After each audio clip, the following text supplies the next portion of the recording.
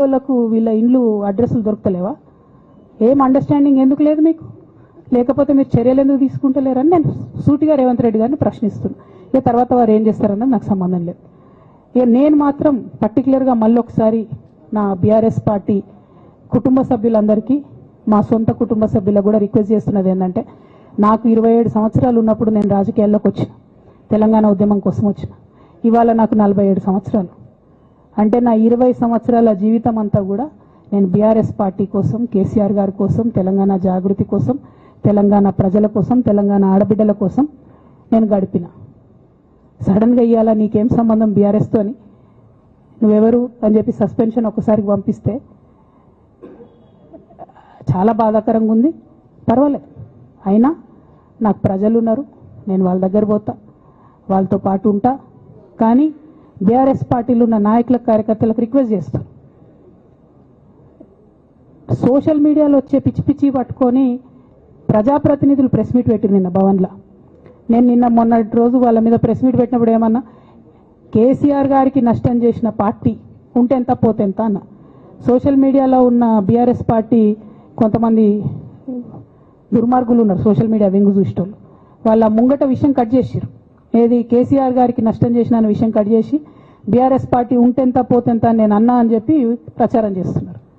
నాదే party BRS party, 20 ఏళ్ళు నేను కష్టపడ్డా. నేను తెలంగాణ జాగృతి పెట్టి ఇండిపెండెంట్గా పనిచేసినప్పుడు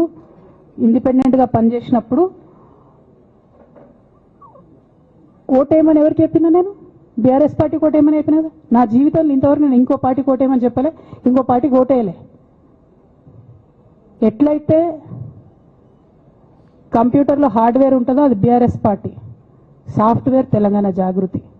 శరీరం బీఆర్ఎస్ పార్టీ అయితే ఆత్మ జాగృతిగా పనిచేసినాం, తెలంగాణ ఆత్మగా పనిచేసినాం. మేము తెలంగాణ ఆత్మగౌరవం కోసం పనిచేసినాం, తెలంగాణ ఆత్మగౌరవ ప్రతీకలైనటువంటి బతుకమ్మ బోనాలను నిలబెట్టడం కోసం పనిచేసినాం.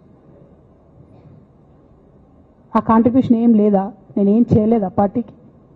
నిజామాబాద్లో చికెన్ గున్యా వచ్చి బాధపడుతుంటే గల్లీ గల్లీ గల్లీ తిరిగి 2018లో ఒక్కొక్క ఎమ్మెల్యేకు ఎంత తిరిగినా అన్నది అక్కడ నిజామాబాద్ ప్రజలకు తెలుసు. ఏం కాంట్రిబ్యూషన్ లేదన్నది? ఓన్లీ హరీష్ అన్నది సంతనదే ఉన్నదా కాంట్రిబ్యూషన్? వీళ్ళు మేకవన్నే పులులు నాన్న, వీళ్ళు మీ ముంగట నటిస్తారు అంతే, బయట వాళ్ళ నిజస్వరూపం వేరేలాగుంటుంది.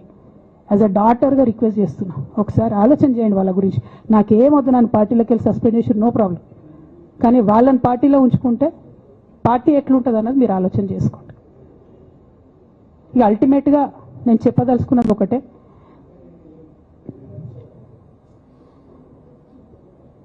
కలికాలం కాబట్టి అబద్ధాలు చెప్పేటోళ్ళది, మోసం చేసేటోళ్ళది నడుస్తుంది. టెంపరీగా వాళ్ళది నడుస్తున్నది, వాళ్ళది నడిచింది, విజయం సాధించారు కాబట్టి ఇవాళ సస్పెన్షన్ నాకు వచ్చింది. బట్ నేను ఇదివరకు చెప్పినా మళ్ళీ చెప్తున్నా, నేను కర్మ సిద్ధాంతాన్ని నమ్ముతా. ఖచ్చితంగా ఇంతకు ఇంత దేవుడు వాళ్ళకు అనుభవింపజేస్తాడు, అందులో ఏం ఆలోచించాల్సినటువంటి అవసరం లేదు. Thank you.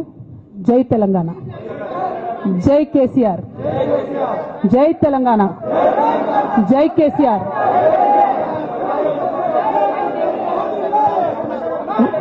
One by